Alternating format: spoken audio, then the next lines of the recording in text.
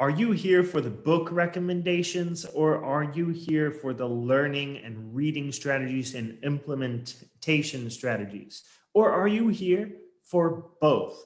I would love it for you to take the time to give me your answer down there in the comment section below. Take like 5 seconds, stop scrolling through the feed. Take 5 seconds to put that down below in the comment section. So the reason why I run this page here and my website and online course and everything about BookMattic is actually not about the book recommendations themselves. It's about the processes, what it means to actually read and apply the knowledge in our lives. That's what BookMattic really is all about. But of course, it started out as a book review page and evolved from there.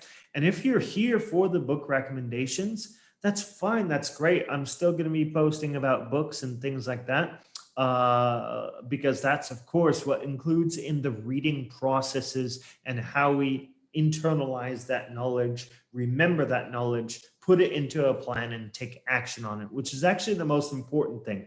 I could recommend as many books to you as possible, but if you don't know how to apply that knowledge, you don't know how to internalize that knowledge, and you don't know how to expand on that knowledge, then that knowledge is going to be kind of useless. So that's actually why I want you to be here.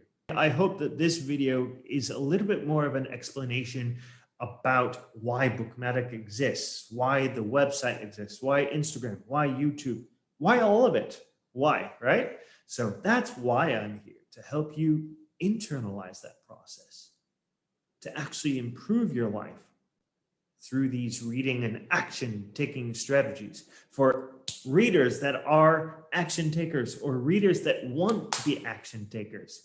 So let's hear your opinion about this. And I have one more thing. For those of you that are still watching, thank you so much. For those of you that are still watching, I want you to answer this question too. If I were to split this account into two, one account would be focusing on the learning strategies, how to actually implement what you read. And the other account would be all the book reviews and book recommendations, book stacks, books layouts like you see in most profiles. So, in your opinion, should I split that up? And if your answer is yes, would you follow both accounts? Let me know your thoughts in the comments.